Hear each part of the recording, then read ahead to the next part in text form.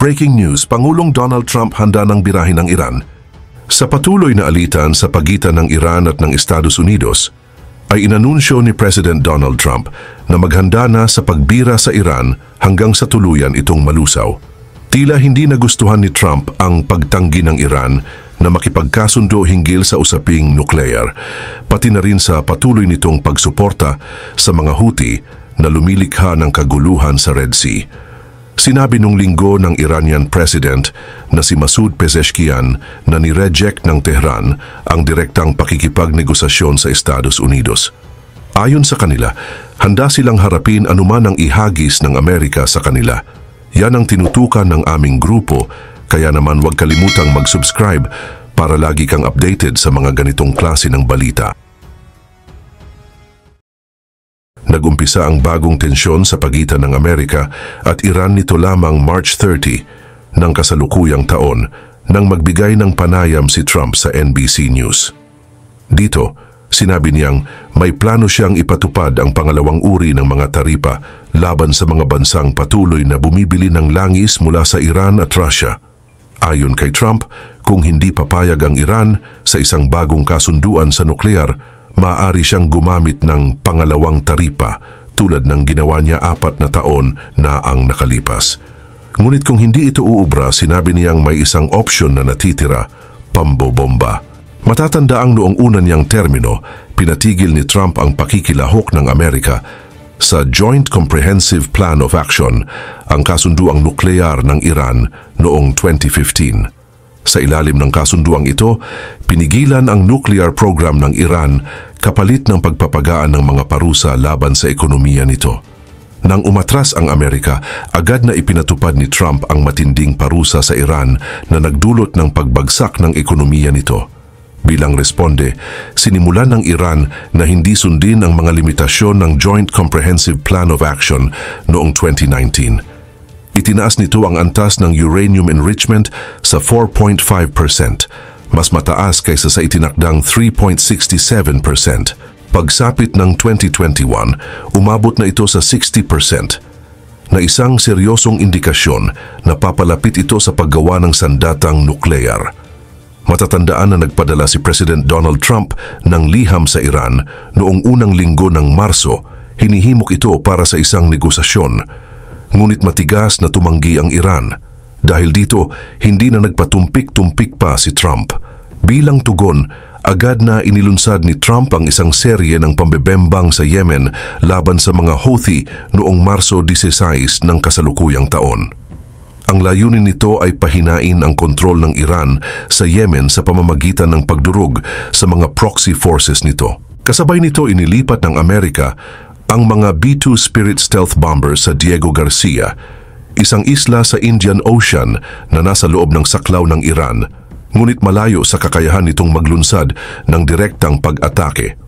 Nagpadala rin ang Amerika ng mga F-35 Joint Strike Fighters sa RAF Lakenheath sa England, isang indikasyon na mas pinalalakas nito ang kakayahan nitong magsagawa ng airstrike sa gitnang silangan. Sa kabilang panig naman ay tila hindi natinag ang Iran sa mga ginawang hakbang at paghahanda ng Estados Unidos at hindi nagpakita ng kahinaan. Sinabi ng Pangulo ng Iran na si Masoud Pezeshkian, hindi sila umiiwas sa mga pag-uusap. Ito ay isang paglabag sa mga pangako na naging sanhi ng mga issue para sa amin hanggang ngayon. Kailangan nilang patunayan na kaya nilang mag-build ng tiwala. Matatandaan kasi na hindi sinangayunan ni Trump ang unang kasunduan ng Iran sa Estados Unidos noong kanyang unang termino bilang presidente. Ayon pa sa Iran, ano ang katibayan na hindi babaliin ni Trump ang mga kondisyon ng pangalawang kasunduan o na maaari pang magtiwala ang Iran sa kanya na ipatupad ang isang kasunduan na makatarungan para sa bansa. Iniulat ng Tehran Times na naghanda na ito ng maraming long-range missiles sa mga secret underground bases nito. Isa sa mga ito ay ang tinaguriang Missile City, isang napakalaking pasilidad sa ilalim ng lupa na may daan-daang mga missile na maaaring gamitin laban sa mga kalaban nito. Ngunit ayon sa ilang mga eksperto, may kahinaan ng Iran. Ang ilan sa mga underground bases nito ay tila kulang sa blast doors na maaaring gawing mas madali para sa Amerika na wasakin ang mga ito gamit ang mas tumpak na airstrikes. Matagal nang pinaninindigan ng Iran na ang kanilang programa ay para sa mapayapang layunin kahit na ang kanilang mga opisyal ay nagbanta na ituloy ang paggawa ng mga pampasabog habang tumataas ang tensyon sa US.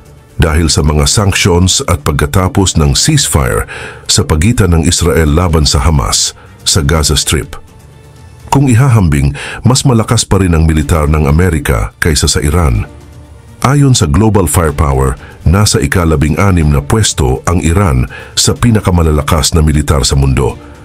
Habang nananatili ang Amerika sa una, mas marami itong tropa, eroplano, barko at sandata kumpara sa Iran. Ngunit hindi ito nangangahulugan na magiging madali para sa Amerika ang isang pag-atake sa Iran.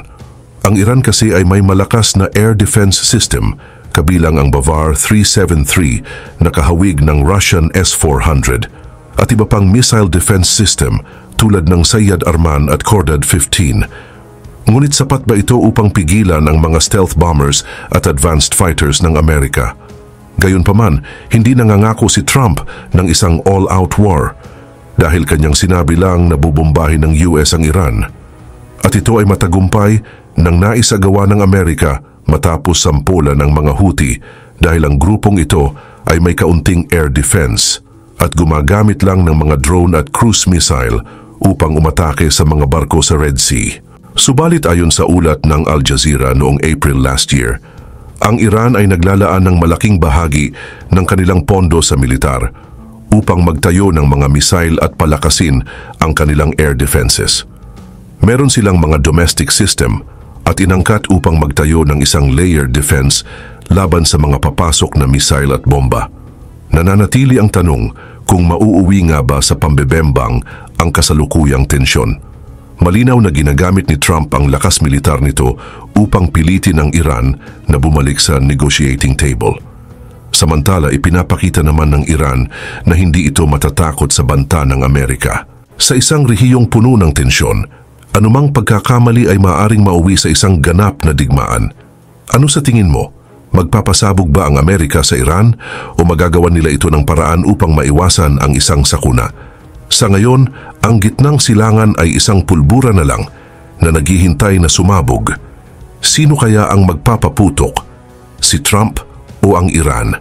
Magagawa kaya ni Trump na bimbangin ang Iran? At paano naman ang depensa ng Iran? Ano ang papel ng mga proxy nito sa isang mas malawak na digmaan? Manatiling nakatutok sa patuloy na umiinit na tensyon sa pagitan ng Iran at Amerika.